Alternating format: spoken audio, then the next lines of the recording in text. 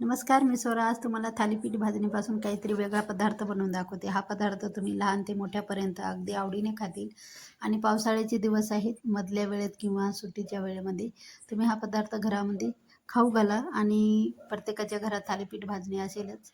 त्याच्यापासून हा पदार्थ नक्की करून बघा आणि हे थालीपीठ भजी एकदा घरामध्ये करून बघा. आता हे इथे सांगायचं म्हणजे माझा बिझनेस आहे थालीपीठ भाजणीचा. कारण मी हे घरातूनच काही दिवस झालेले आहे सुरू केलेलं आहे. तुम्हाला जर ऑर्डर करायचं पाहिजेत असेल तर याच्यावरती नंबर दिलेला आहे. तर याच्यावर कॉन्टॅक्ट करून तुम्ही डिटेल्स विचारू शकता आणि एकदा ऑर्डर करून बघा. चव कळेल तुम्हाला आणि विश्वास पण कळेल.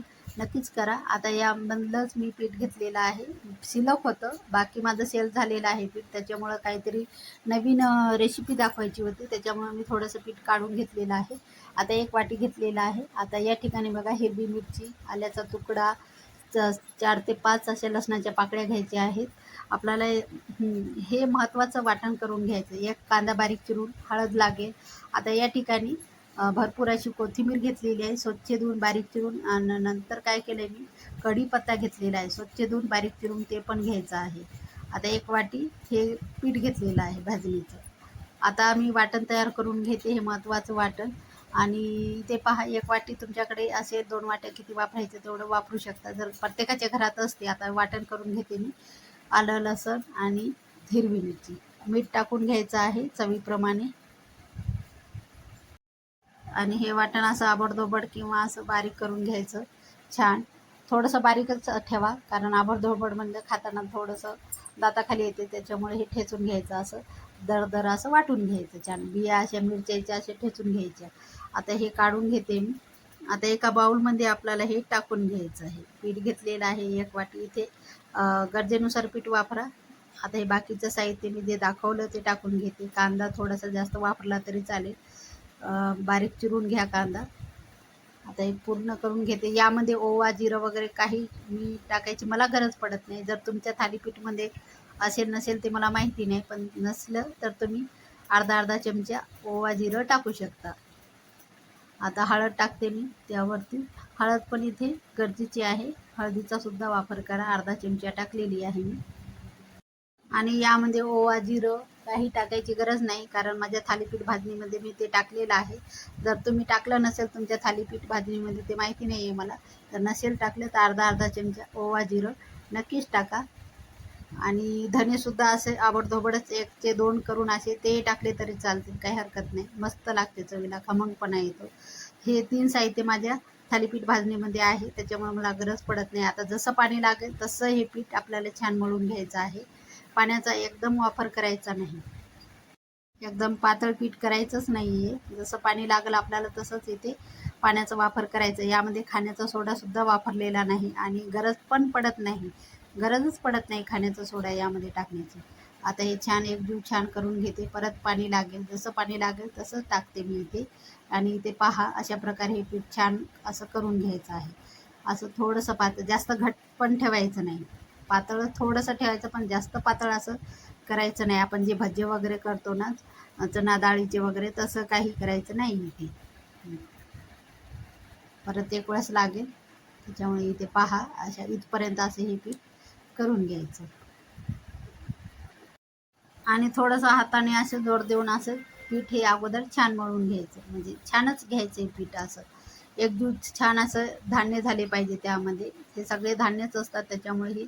आणि ते पहा, असा गोळा तयार झाला पाहिजे. इथपर्यंत हे पीठ असं करून घ्यायचं सहज, असं सहज. आणि थोडंसं जास्त याच्यापेक्षा पातळ झालं तरी चालेल, काही होत नाही. आता झाकून ठेवते 10 मिनिटासाठी. आता 10 मिनिटं झालेली आहे पहा. असं खूप छान असं पीठ झालेलं आहे. इथे बाइंडिंग आलेलं आहे पिठाला, इथे पाहू शकता. थोडंसं पाण्याचा हात घेते मी वरतून आणि हे असे करून घ्यायचं. आणि काय तेच थालीपीठ आपण खाऊन कंटाळा सुद्धा येतो. काहीतरी वेगळं, त्याच पिठापासून काहीतरी वेगळं खायला मजा येते. पावसाळ्याचे दिवस आहेत, मधल्या वेळेत घरामध्ये मुलं आहे, सुट्टी आहे, तर हा मस्त पदार्थ नक्कीच घरच्यांना खाऊ घाला. आणि प्रत्येकाच्या घरात थालीपीठ असतंच, ते वादच नाही येतात. आता इथे तेल ठेवलेलं आहे. तेल जास्त कधीच टाकायचं नाही, जेणेकरून तेल वाया गेलं नाही पाहिजे आणि परत परत ते वापरलं सुद्धा नाही पाहिजे. त्याच्यामुळं जेवढं लागेल तेवढंच गरजेनुसार. आता हे पकोडे यामध्ये भजी टाकून घेते मी. असं हातावर असे घ्यायची, बोटावर आणि टाकून घ्यायची. अशा प्रकारे जेवढे बसतील तेवढे हे टाकून घ्यायचे.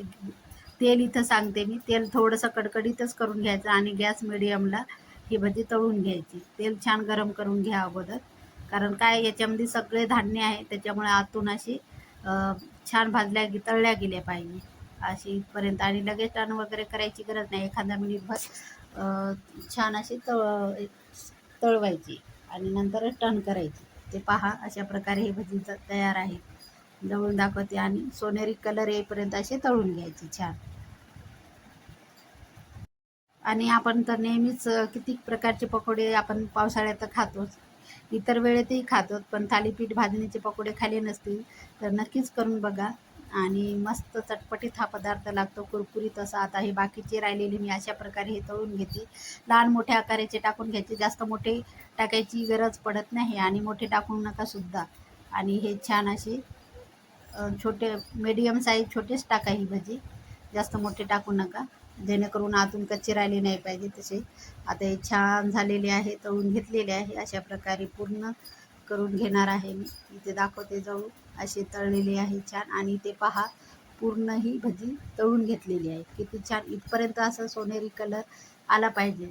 आणि पहा, आणि तेलकटसुद्धा ही भजी होते, जास्त काहीच होत नाही. सकाळी जर केले दिवसभर असेच राहतील, गॅरंटी देऊन सांगते. कारण हे भजी खूपच छान लागतात. मी 1 ते 2 वेळेस खाल्लेली आहेत आणि नंतर रेसिपी टाकली मी. आणि ते बघा, अजिबात तेलकट झालेली नाहीत. अशा प्रकारे हे कुरकुरीत भजी मस्त झालेले आहेत. तुम्हाला जर मिरची तळवायची असेल, मिरची याच्यावरून तळून खाऊ शकता चहासोबत. तर मस्त भन्नाट रेसिपी आहे. नक्कीच आवडली असेल तर लाईक करा, शेअर करा, कमेंट करा, सबस्क्राईब करायला विसरू नका. चॅनलला नवीन असाल तर. भेटूया एका नवीन व्हिडिओमध्ये. तोपर्यंत धन्यवाद.